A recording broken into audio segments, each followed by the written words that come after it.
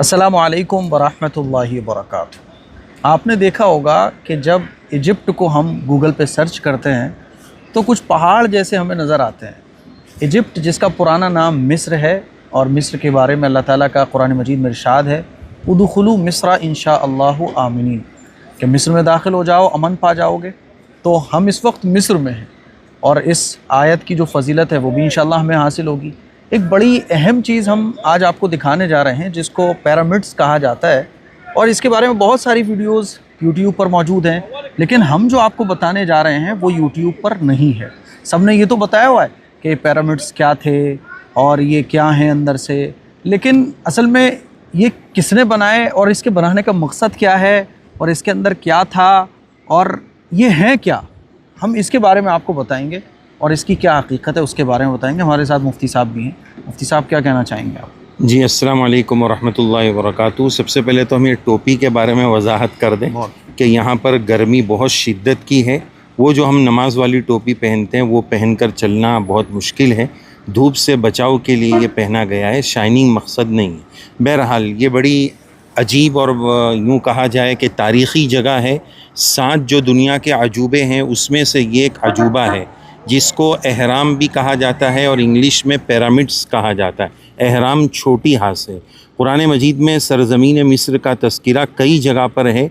लफ्ज़ मिस्र के नाम से तकरीबन कुरान मजीद में 5 जगह नाम आया है। कहीं पर अर्ज़ का लफ्ज़ है, कहीं मदीना का लफ्ज़ है।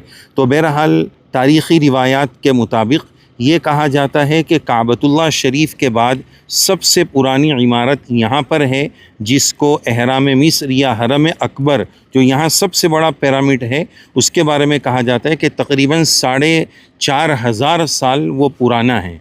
और मुफ्ती साहब इसकी तारीख़ के बारे में जो मुख्तलिफ़ बातें मिलती है किताबों में या तारीख़ में, तो उसमें से एक बात हमें ये भी मिली है, वो ये है कि ये बस्ती, ये इमारत कब बनाई गई। तो एक तहकीक के मुताबिक ये बनाई गई है हज़रत नूह अलैहिस्सलातु वस्सलाम के ज़माने में। चलते चलते मुफ्ती साहब थोड़ा ये गेट भी दिखाएंगे। तो वस्सलाम के ज़माने में एक तहकीक के मुताबिक, बहुत सारी इसमें बातें हैं, एक तहकीक के मुताबिक ये नूह अलैहिस्सलाम के ज़माने में बनाई गई। और उसकी वजाहत ये है कि यहाँ पर देखिए ये नाम भी लिखा हुआ है, एहरामातुल जीज़ा। ये मिस्र में, जिसका आजकल नाम इजिप्ट कर दिया गया, हालांकि हमें मिस्र ही बोलना चाहिए क्योंकि कुरान मजीद में मिस्र है। तो बहरहाल मिस्र की एक बस्ती है जीज़ा, ये उस बस्ती का नाम है, और जीज़ा बस्ती में ये अहरामात और ये इस तरह की चीज़ें वाक़े हैं। तो नूह अलैहिस्सलाम के ज़माने की बात हम आपको बता रहे थे कि नूह अलैहिस्सलातु वस्सलाम के ज़माने में जब पानी का सैलाब आया और अल्लाह ताला की तरफ से जब अज़ाब आया, तो उस वक्त के जो नेक लोग थे या कुछ लोग थे जिन्होंने हज़रत नूह अलैहिस्सलाम से दरख्वास्त की आने के लिए, अब जब सैलाब आएगा तो इल्म की जो चीज़ें हैं, मसलन किताबें हैं, वो सब चीज़ें भी बह जाएगी।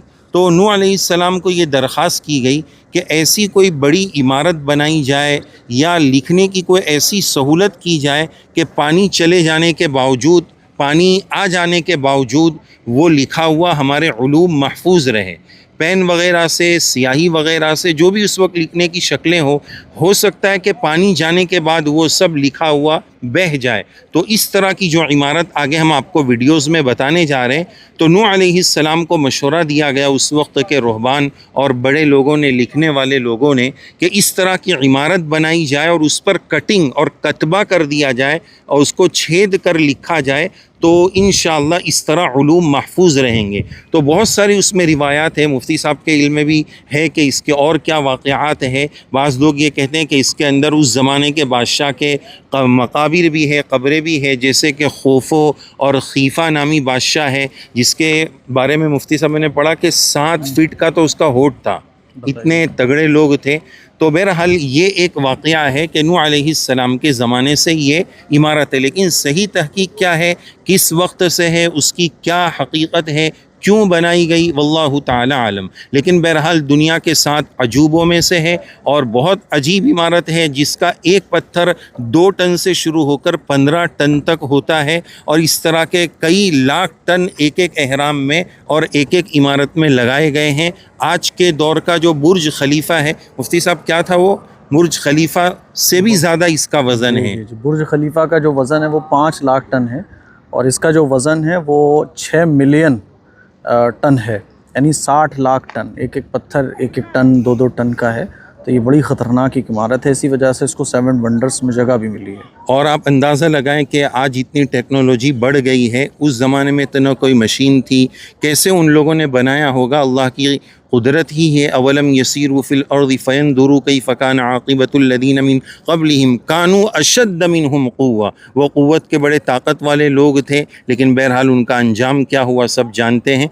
आगे हम तफसील के साथ वो मकामात की भी आपको ज़ियारत कराएंगे कि वो अहरामात और वो चीज़ें कैसी। आइए हमारे साथ। देखिए नाज़रीन, ये यहाँ पर लिखा हुआ है अहलम बिकुम फ़ी अहरामातिल जीज़ा।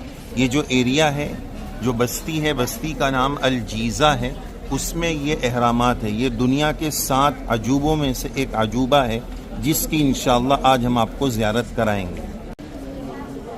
फिर नाज़रीन, ये आप सामने देख रहे हैं, यहाँ से हमें अंदर जाने के लिए टिकट लेनी है। तो अब नाज़रीन, अब हम टिकट लेने के बाद इस बस में बैठ गए हैं और बस के ज़रिए हमें वो अहराम जो अजूबा है, वो अहराम मिस्र, जो मिस्र के पिरामिड से है, इस बस के ज़रिए हमारा सफ़र शुरू हो रहा है। आप देख सकते हैं बाहर की खूबसूरत मंजर है। ये बसों के ज़रिए वहाँ तक पहुँचाया जाता है। प्राइवेट कार, प्राइवेट सवारी यहाँ नहीं चलेगी। जो टिकट लिया है उसी टिकट में हमें इसमें जाना है।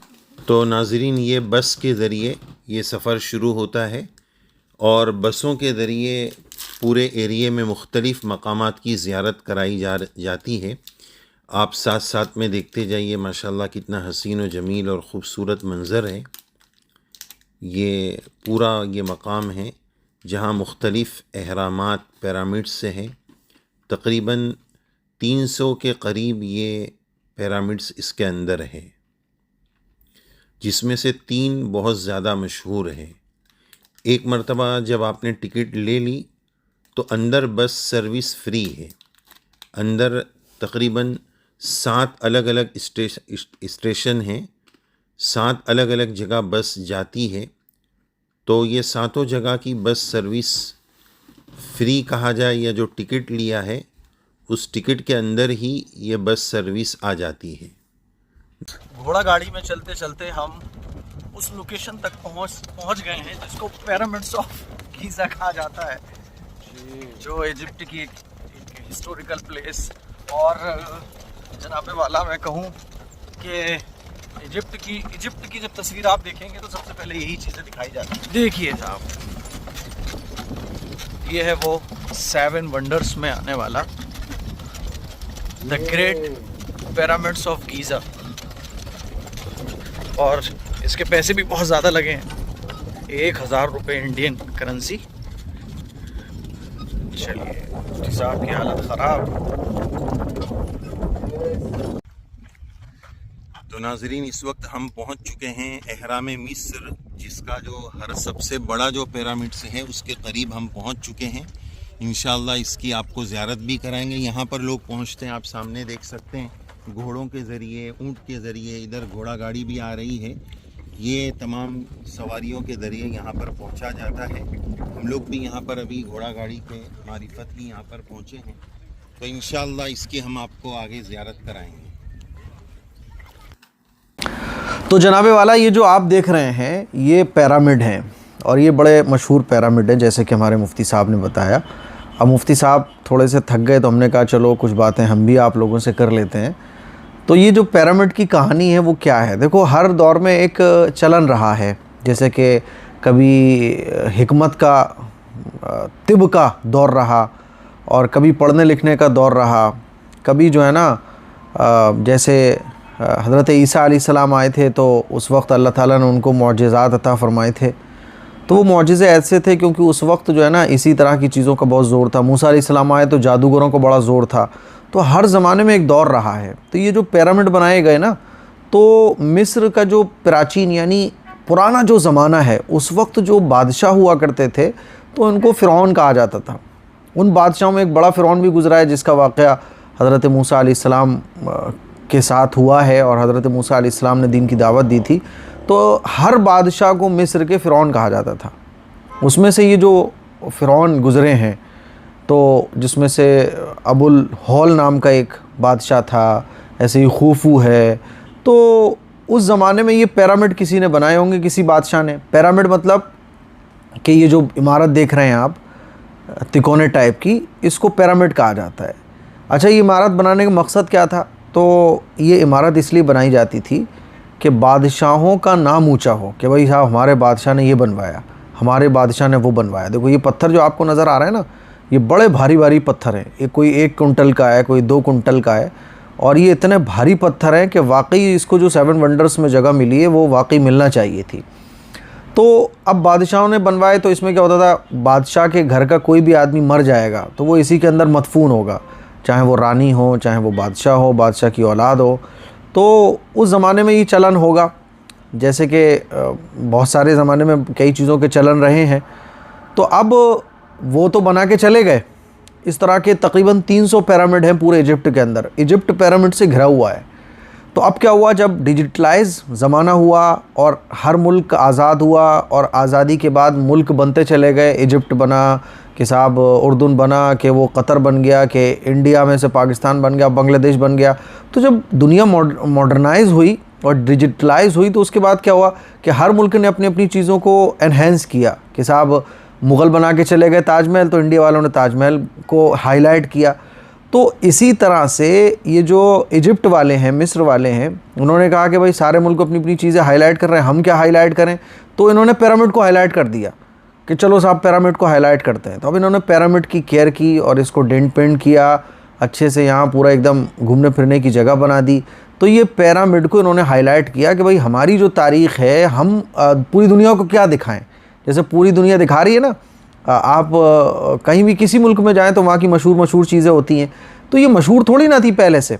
100 साल पहले ये कोई पिरामिड मशहूर नहीं था, बल्कि मशहूर अब हो गए, क्योंकि हर दुनिया ने अपनी अपनी पुरानी चीज़ों को दिखाना शुरू किया। तो मिस्र वालों ने कहा कि हम पिरामिड दिखाएंगे, जैसे हमारे इंडिया वाले कहते हैं हम लाल किला दिखाएंगे, हम साहब वो ताजमहल दिखाएंगे। तो मिस्र वालों ने कहा हम पिरामिड दिखाते हैं, क्योंकि इनके पास पिरामिड के अलावा कुछ था नहीं। हालांकि अगर ये थोड़ी सी अकल चलाते, दिमाग चलाते, तो इनके पास बहुत सारी इस्लामी चीज़ें थी। लेकिन इनको जो है ना, वही है कि अंग्रेज़ों को अट्रैक्ट करना है, दुनिया वालों को अट्रैक्ट करना है, कमाने का ज़रिया बनाना है। तो उन्होंने कहा जी पिरामिड दिखाते हैं हम। तो ये पिरामिड को इन्होंने थोड़ा एनहेंस किया। ये आप देखिए पूरा ये पिरामिड है। तो पिरामिड का जो असल कहानी वो ये थी जो मैंने आपके सामने रखी है। बाद में ये इतनी शो इसलिए की गई ताकि भाई हर मुल्कों को कुछ दिखाना है, कुछ तो उनके पास हो अपना, तो उन्होंने इसको दिखाया। तो बहरहाल ये एक शाकार तो है, इंसानी हाथों का बनाया हुआ। ये पिरामिड की दास्तान बड़ी ख़तरनाक है, चारों तरफ पिरामिड फैले हुए हैं। तो ये बादशाहों ने ये कारनामे अंजाम दिए, मिस्र के पुराने बादशाहों ने, जिनको फ़िरौन कहा जाता है। हर बादशाह को फ़िरौन कह सकते हैं आप, उनके फिर नाम अलग अलग होते हैं। जैसे मैंने कहा कि खौफू, पोफू, पता नहीं क्या क्या नाम है यार, बड़ा सा अजीब लगता है, मज़ा भी आता है नाम लेने में। तो ये कहानी है इन पिरामिड की। तो कोई फ़ायदा नहीं है, आप आ रहे हैं एक पिरामिड घूम लीजिए, बाकी सारे पिरामिड घूमने की ज़रूरत नहीं है। कहीं आप जाएंगे तो पिरामिड पर शक्लें भी बनी हुई हैं, मूर्तियाँ भी बनी हुई हैं, और इन्होंने पिरामिड्स को इतना हाईलाइट किया है कि आप देखेंगे होटल्स के नाम भी पिरामिड्स पर हैं। होटल द मूसा पिरामिड्स इन, और न जाने क्या क्या पिरामिड्स के नाम पे होटल भी हैं और दुकानें भी हैं, क्योंकि इन्होंने इसको हाईलाइट किया है और इसी को लोग देखने भी आते हैं। हालांकि इसके अलावा इजिप्ट में बहुत सारी कीमती चीज़ें हैं, आप हमारे चैनल पर देखेंगे वीडियोस, और इसकी सिक्योरिटी भी बहुत टाइट है। और वाकई में ये बड़ी अजीब इमारत है और बहुत अजीब है, क्योंकि सारे पत्थर हाथ से लगाए गए हैं, एक एक पत्थर को तराशा गया है, एक एक पत्थर को बहुत दूर दराज से लेके आया गया है। और ये तकरीबन 750 फीट इमारत है, सबसे ऊंचा ये पिरामिड है। इसके अलावा 2 पिरामिड और हैं जो इन्हीं राजाओं के जो औलाद में से कोई होगा उसने बनाया है। तो इसको बड़ी तादाद में लोग देखने आते हैं, इसी वजह से पिरामिड को हाईलाइट भी करते हैं। बाकी इसमें कुछ भी नहीं है। इसके अंदर की बात अगर मैं आपको बताऊँ तो इसके अंदर कुछ भी नहीं है, आगे वो मैं दिखाऊँगा इंशाल्लाह, लेकिन आप पहले ये देखो। तो ये पिरामिड की कुछ कहानी है जो मैंने आपको बताई है। बाकी आप सोचोगे इसके अंदर क्या है, कुछ भी नहीं है। इसके अंदर पत्थर ही पत्थरों की पूरी एक इमारत है, जैसे हमारे यहाँ लाल किला होता है, ऐसे ही यहाँ के बादशाहों ने इसको बना दिया। हाँ, इसमें कुछ इनके बादशाहों की कब्रें भी हैं, जैसे खौफू जो बादशाह गुजरा है, फ़िरौन जो गुजरा है, उसकी कब्र भी है, वो मैं आगे दिखाऊँगा। मैं अंदर गया और उस खौफू बादशाह की कब्र को भी देख के आया। तो ये पहले ज़माने की चीज़ें हैं बस, और इसके अलावा कुछ भी नहीं है। पूरे इजिप्ट में, मिस्र में ये पिरामिड्स फैले हुए हैं, 300 से ज़्यादा पिरामिड्स हैं, लंबी लंबी ज़बानें, शक्लें, और इन्होंने फ़ोटोज़ भी उसके बना रखे हैं, जगह जगह इसके स्टैचूज़ भी लगा रखे हैं। बाकी इसके अलावा कोई इनकी ऐसा फ़ायदा नहीं है। बस आप एक पिरामिड भी घूम लेते हैं काफ़ी है। लोग क्या करते हैं, लोग यहाँ आते हैं और सारे पिरामिड्स घूम घूम के अपना पैसा ख़राब कर रहे होते हैं। तो ये कुछ बात थी जो मैंने आप लोगों के सामने रखी है।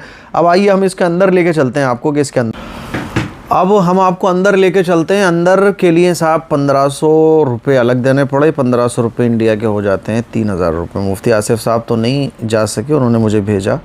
और जो मैं अंदर गया तो भाई साहब अंदर क्या देखता हूँ मैं, गुफ़ा ही गुफ़ा है। आप चलते चले जाइए, अंधेरा और एक सुरंग टाइप की इन्होंने बना के रखी हुई है। अल्लाह ताला हमें समझने की तौफ़ीक़ दे, हमें अक़ल सलीम अता फ़रमाए कि यार ये हम कहाँ फंस गए। एक इस्लामी मुल्क है लेकिन कहाँ फंसा हुआ है पिरामिड के अंदर। हालांकि बुज़ुर्गान दीन के मज़ारात हैं, बड़ी बड़ी इल्मी शख्सियात यहाँ मदफून हैं। खैर देखें आप कितना अंधेरा है, टूरिस्ट पागलों की तरह अंदर बढ़े चले जा रहे हैं। अब आगे जब चलते हैं साहब, तो अभी तो सीधे खड़े हुए थे हम, अब तो झुक के चलना पड़ रहा है जैसे कोई फ़ौजी ट्रेनिंग हमारी हो रही हो। देखो कैसी कैसी ख़तरनाक सुरंगें हैं, देख के भी डर लगे, दहशत भी आ जाए। और जनाबे वाला झुक झुक के आपको चलना है। देखो लोग झुक के चल रहे हैं क्योंकि खड़े होने की जगह ही नहीं है। लाइटें उन्होंने लगा के रखी हुई हैं। बड़ा मुश्किल था चढ़ना, पैरों में दर्द भी होने लगा, गर्मी बेहिसाब। और साहब सीढ़ियाँ भी नहीं है, ऐसे ही चढ़ना पड़ रहा है जैसे कोई फ़ौजी ट्रेनिंग हो रही हो। खड़े होने की जगह ही नहीं है। इस तरह से हम ऊपर ही ऊपर चलते रहे और मैं तो पसीने में तरबतर हो गया था ऊपर चलते चलते कि साहब ऊपर क्या है। फिर एक जीने के बाद कुछ आ जाता था, देखो कितना लंबा है, कितना लंबा है। और ऐसे ही झुक झुक के चलना है, खड़े होने की जगह नहीं है। और चढ़ने में भी एक आदमी की जगह है। अब अगर दूसरे को निकलना है तो वो साइड देगा, एक साइड देगा तब एक निकलेगा, दोनों एक साथ निकल भी नहीं सकते। बेपनाह गर्मी और कुछ भी नहीं। मैं तो सोच रहा था कि ऊपर जाऊंगा तो कुछ देखने को मिलेगा, तो वही खेफू फेफू जो है ना उसकी कब्र बनी हुई है बस ऊपर। अल्लाह ताला हमारी हिफाजत फरमाए कि यार दुनिया में हम कहाँ लग गए, हमें किस लिए भेजा गया था। देखो लोग कैसे परेशान होकर ऊपर जा रहे हैं। यानी पूरे पिरामिड्स घूमने का जो टिकट है वो अकेला इस गुफ़ा के अंदर जाने का है। अब ये बड़ी मुश्किल से हम ऊपर पहुँचे हैं। ऐसा लग रहा है जैसे न जाने हमारे ऊपर क्या हो गया कि हम फंसे पड़े हैं। ऊपर जाने के बाद लग रहा था यार ये क्यों आ गए। अब यहाँ थोड़ी सी खड़े होने की जगह मिलती है। फिर हमने चलना शुरू किया। देखो आप थोड़ी बहुत लाइटें भी लगा के रखी हुई हैं। चलते चलते साहब और चले, पैर भी दर्द करने लगे। बड़ी बुरी हालत लोगों की हुई पड़ी थी। थोड़ी सी इन्होंने लाइटें लगा के रखी हुई हैं। अच्छा आप लोग सोच रहे होगे इतने ऊपर क्या है, कुछ भी नहीं है। देखो अभी चलते रहो मेरे साथ, कितने लोग परेशान हो रहे हैं देखिए आप। यानी एक तो होता है ना कि कुछ हिस्टोरिकल चीज़ें होंगी, चलो साहब इस्लाम से मुताल्लिक़ नहीं, लेकिन इनके जो प्राचीन बादशाह गुज़रे हैं, फ़िरौन जो गुज़रे हैं, उनसे मुताल्लिक़ कुछ चीज़ें रखी हुई होंगी। मैं तो इसी उम्मीद पे जा रहा था जैसे कि म्यूज़ियम वगैरह में होता है। तो अब चलते रहे साहब। देखो कितना ख़तरनाक व्यू है, देख के भी रोंगटे खड़े हो जाएं। फिर मेरा चश्मा भी ब्लैक था तो और नहीं समझ में आ पा रहा था कि यार क्या करूं, क्योंकि मैं वाइट वाला चश्मा नहीं लेके गया था अपना। अब चलते चलते ऊपर जब पहुँचे हम, देखो कितनी लंबी लोगों की लाइन है, लोग आते चले जा रहे थे। फिर एक सीढ़ी ख़त्म होने के बाद फिर वही। और जब आखिर में हम पहुँचे हैं तो ये है वो खेफू जो बादशाह था उसकी कब्र, बस इसके अलावा यहाँ कुछ भी नहीं था। फिर उसके बाद जब हम ऊपर पहुँचते हैं ना तो अंधेरा ही अंधेरा था और एक पत्थर का पॉट सा बना हुआ था। तो मैंने वहाँ गार्ड से पूछा कि भाई यहाँ क्या है, यहाँ हम आ गए इतने ऊपर चढ़ने के बाद, तो यहाँ है क्या। तो उसने बताया कि यही जो किंग खेफू है उसकी ये कब्र है। तो मैंने कहा इसे देखने हम ऊपर आए थे। तो कहने लगा हाँ इसी को देखने लोग ऊपर आते हैं, कि ये जो पिरामिड जिसने बनवाया तो इस पिरामिड को बनाने वाला जो किंग खेफू या अबुल हॉल या जो भी है उसकी खबर है बस। ये इसको देखने के लिए इतने ऊपर आना पड़ रहा है। अल्लाह हिफाजत फरमाए। तो आप ही समझ लें पैरों में दर्द हो रहा है, अभी भी दर्द हो रहा है, क्योंकि एकदम एक जैसे फ़ौजी ट्रेनिंग बोलते हैं ना जिसको, उस टाइप की ट्रेनिंग हो गई मेरी। तो ऐसे चलते चलते मैं स्पीड से चल रहा था, क्योंकि मैंने कहा यार टाइम बचाना है, जल्दी से ऊपर जाओ और जल्दी से वापस नीचे आओ। तो ये पिरामिड की पूरी कहानी है। आप कभी भी इजिप्ट आएँ तो एक पिरामिड देख लीजिए, इबरत के तौर पर देख लीजिए कि अल्लाह ताला ने कैसी सलाहियतें इंसानों को अता फ़रमाई हैं। आजकल हम कहते हैं टेक्नोलॉजी, भाई टेक्नोलॉजी कुछ भी नहीं है। पुराने लोगों को ये अंदर जो सलाहियत थी, उस वक्त टेक्नोलॉजी नहीं थी लेकिन दिमागी टेक्नोलॉजी बहुत ख़तरनाक थी। कि ये जो इमारत है पिरामिड, इस जैसी इमारत तो शायद अब टेक्नोलॉजी से भी बनाना बड़ी मुश्किल है, नामुमकिन तो नहीं है लेकिन मुश्किल है। जैसे कि जामा मस्जिद का गुम्बद का एक मीनार हल्का सा ख़राब हो गया था, तो बड़ी बड़ी क्रेनें लगाने के बाद भी वो बहुत मुश्किल में लगा वो। तो ऐसे ही कुछ होता है, जैसे ताजमहल बन गया लेकिन अब उसकी पेंटिंग बड़ी मुश्किल हो पाती है। तो ये पिरामिड की कुछ कहानी थी जो मैंने आप लोगों के सामने रखी है। मुझे कमेंट करके बताइएगा कि ये पिरामिड के सिलसिले में जो वीडियो आप लोगों को आज मिली है, इजिप्ट की हमारी पहली वीडियो है ज़ियारत की, तो ये आपको कैसी लगी कमेंट करके ज़रूर बताइएगा। बाकी पूरे सारे पिरामिड देखने की ज़रूरत नहीं, आप कोई भी एक पिरामिड देख लीजिएगा, ये पूरा मतलब है पिरामिड का और ये पूरा मकसद है पिरामिड का। और इस तरह से जो पूरे पिरामिड्स इजिप्ट में फैले हुए हैं, तो ये पूरी कहानी है जो मैंने आप लोगों के सामने रखी है बहुत आसान अंदाज में। इस क्लिप को शेयर भी कीजिए, दूसरों तक पहुँचाइए। अस्सलामु अलैकुम वरहमतुल्लाहि वबरकातुहू।